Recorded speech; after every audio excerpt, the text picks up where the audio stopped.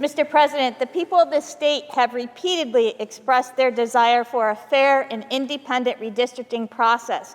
They voted for this at the ballot box not once, but twice. New Yorkers made it very clear they wanted their voices to be heard and they wanted to be represented in this process. Instead, the Senate majority has chosen to ignore the voice of the people. And that's not just my opinion, it's shared by legal and political experts from across the state who have referred to the proposed districts as partisan gerrymandering.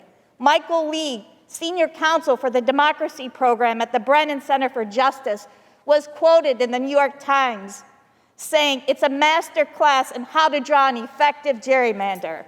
He added, sometimes you do need fancy metrics to tell, but a map that gives Democrats 85% of the seats in a state that is not 85% Democratic, that's not a particularly hard case.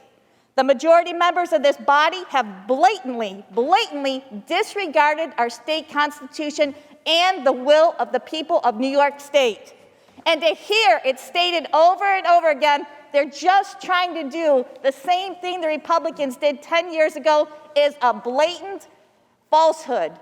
10 years ago, there was balance and collaboration between Senate Republicans, Assembly Democrats, and the Democratic governor. This is why people have lost faith in our state government. We don't need studies to tell us that.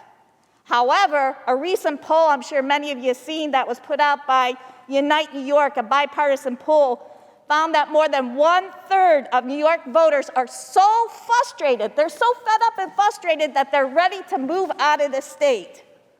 New Yorkers are sick and tired of politics as usual. They're sick and tired of being ignored. Senator Helming, we have reached 2 minutes. Please conclude your remarks. Government, and they deserve better from the legislators in this chamber. Mr. President, I cannot in good conscience vote in favor of an outcome that expressly ignores the will of the people. I stand with my constituents and New Yorkers from across this state and vote no on this legislation.